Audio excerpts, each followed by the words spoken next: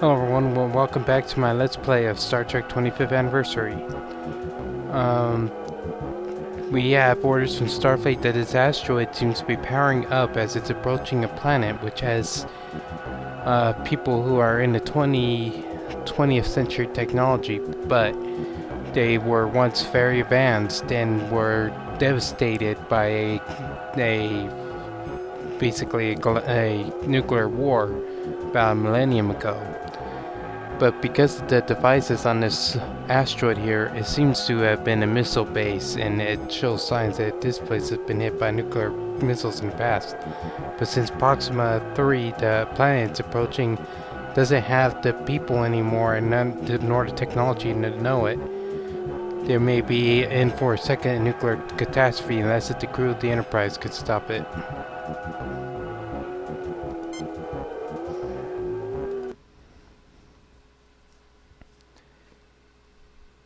Okay.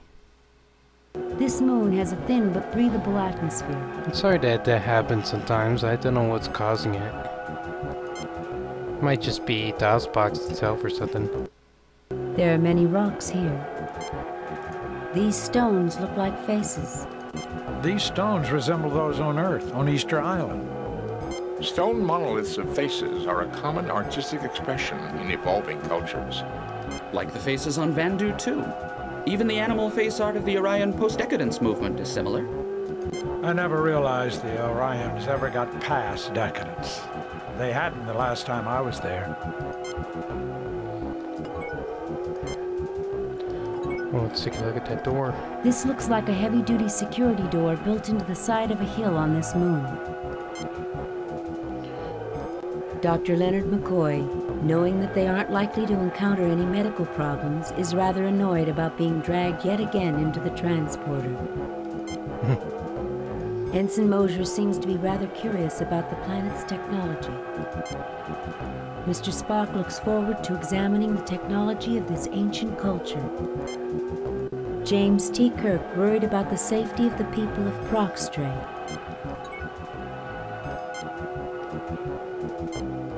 Unremarkable except for low-grade power emanations from the door area. The rocks have a high quantity of triphosphorus silver in them. Large quantities of atmosphere are being circulated through these rocks. I would guess there are storage units within this satellite which are constantly replacing the atmosphere that is lost because of this moon's weak gravity. So that shows how advanced the race was. So they have something that could keep replacing the atmosphere, so that way it could still be livable on here. Which means that this moon might still be inhabited, Mr. Spock. We have detected no signs of life, Captain, but the possibility does exist. As expected, Captain, the source of power emanations lies beyond that door. A power source that has lasted millennia and endured major catastrophes. That's fascinating, Mr. Spock. Do you have Vulcan blood, Ensign? No, sir. The atmosphere is breathable, Jim, but hardly nourishing. We should either get inside or go back to the ship. Area secure, Captain. Aside from the security door on what should be a lifeless planetoid, this place is unremarkable. He doesn't seem to be in a talkative mood right now. Some of those rocks might You be kind retrieve a of rock. useful in the future or something. So let's go to the door.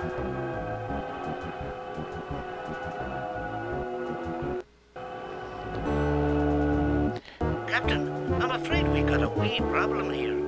What is it, Scotty? There is some sort of virus in the main computer. Our phasers and tractor beams have been disabled, and there's no way we're getting them back in 3 hours. There goes our backup plan. Do what you can, Mr. Scott. Aye, I will, Captain. I may yet have a trick or two that I can pull, but don't count on any miracles. Basically, from what I understood of this mission, the defenses of this moon, or this asteroid, detected Enterprise and thought of it as a enemy ship, so start attacking the ship's computers with viruses and other problems. Isolate that virus. That's your #1 priority. And they set the backup plan, which meant that if they are unable to stop this asteroid from doing its mission, they are going to have to blow it up. Even though they violates the Prime Directive, it's better than having all the people on the planet get killed. That it is, Captain. We'll keep you informed. Scott out. A lens sits above the doorway, but is it mere decoration? James T. Kirk, a man with a problem, a big problem that is getting bigger. McCoy is examining himself for cosmic radiation sickness symptoms. Ensign Mosier is glad to be a member of this landing party, at least for now. It never ceases to amaze you how passive Spock can be, even in the presence of extraordinary wonders. This is a keypad that looks functional. It looks like some sort of display panel. This heavy-duty door has taken numerous micrometeorite strikes but still appears solid. Built into the rock is a very large door. I wonder if that means that the aliens were big, or it's just big for equipment to be moved through. Well, we won't be able to phaser any outbound missiles. It appears that our mission has increased in importance. We should stay inside as much as possible. We must try to protect ourselves from the cosmic radiation. This door is huge. If they were humanoid, they could have been giants. From what we know about the Lucres, they had an affinity for size. Their machines weren't just equipment, they were also monuments. I can believe that. The origin point for the broadcast Uhura monitored was approximately 50 meters beyond this door.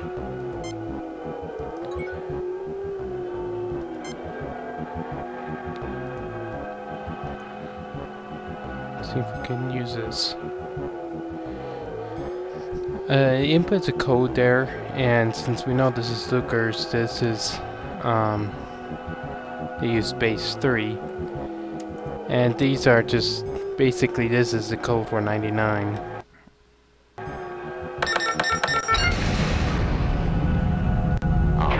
That worked. I see you deduced that 10200 in the Lucas base 3 was equal to their sacred number 99. Now we can go in. Report, Scotty. How are things going? About as badly as a killed in a blast furnace, Captain. Wait a minute. Lieutenant Uhura has some news for you. The virus came from our sensor sweep of the moon's computers. We believe we have analyzed the memory sectors it attacked. Well done, Uhura. I wish I could take credit for it. It was Mr. Kyle who found the pattern. We are attacking it with antivirus programs. Kyle's the transporter chief that always transports you down. He was in several episodes of the original series. Computer science sounds more like medicine every day. If we had a doctor as good with computers as you are with patients, we'd be having a lot fewer problems. Finally, someone who appreciates me. Keep working at it, Uhura. Kirk out.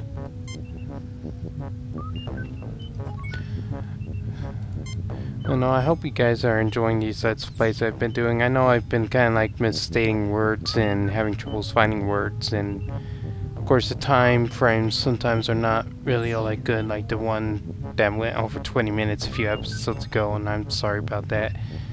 I am still pretty new at this, and I hope, and eventually I know I'll get better in the future, so just hope you've been enjoying this and will stay along for any future Let's Plays I'm going to be doing. This looks like some kind of security lock with heavy-duty doors on both ends. This looks like some kind of security lock with heavy-duty doors on both ends. Oh, that same thing. A keypad in base 3. A computer terminal. Each word in the Lucre language has 3 aspects: submissive, neutral, and aggressive, to supply connotation to their language. The door has some strange writing on it. McCoy wishes this place was less technological. Spock looks at the equipment and raises an eyebrow. Ensign Mosier is scanning the area for potentially hostile life forms. James Kirk, the burden of command is quite heavy at times. The Lucres did not seem to have a problem with security. My tricorder is picking up large supplies of frozen oxygen, nitrogen, and carbon dioxide beneath the surface, enough to last many centuries. That's how they're being able to make the atmosphere. At least we won't have to worry about suffocating. This place does seem to provide protection against cosmic rays. I don't see why they bothered putting an atmosphere here, Captain. There hasn't even been bacteria here in centuries, let alone humanoids. We appear to be in some type of security lock. No defensive systems are apparent here, but considering the size of the doors, they probably don't need them.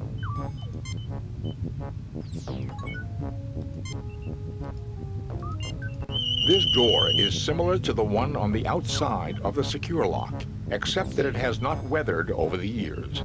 Electrical panels indicate the keypad on the right controls the door. A computer terminal, Captain. It uses the Lucre alphabet. I think I can decipher it.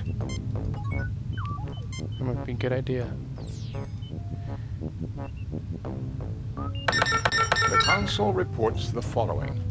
Welcome to Orbital Missile Base. Codename Scythe. This base has been operational for the past week. It has completed one successful fire mission. Estimation of success is at 22 over 100. 22%? That's very low. Hardly something to brag about.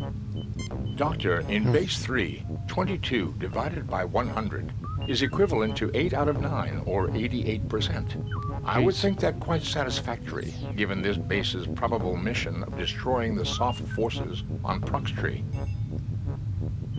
It says the base has been operational for a week, but this has been here for 1,000 years. If the Lucres built this base with a clock that told the time by measuring the moon's rotational speed, or the gravitational forces generated by Proxtree and the sun, the computer may have calculated only a week of time has passed since its first action. I might be able to learn more with another look at the console. There is a substantial amount of data here, but in summary, Scythe was created by the Lucres as a launching platform for missiles to keep the Softs subjugated to their influence. The Softs managed to infiltrate the base. However, their actions triggered Scythe's auto-attack mechanisms and initiated a holocaust that nearly annihilated the planet. One soft strike did, in fact, hit the moon and deflected it from its orbit.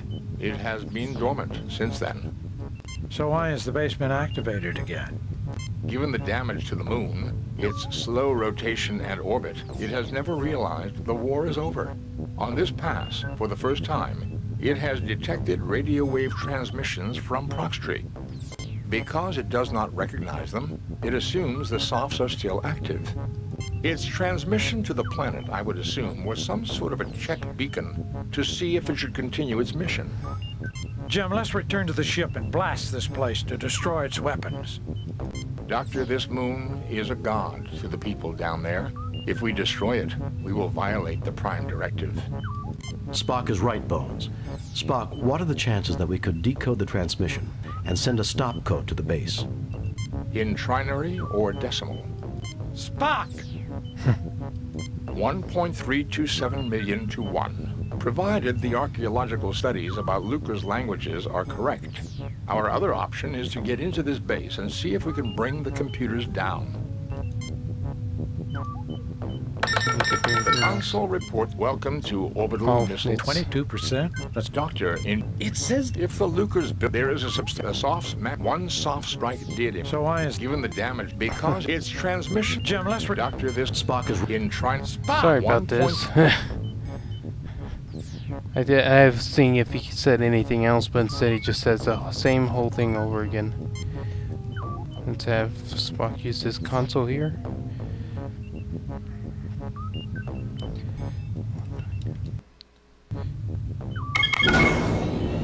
Fascinating.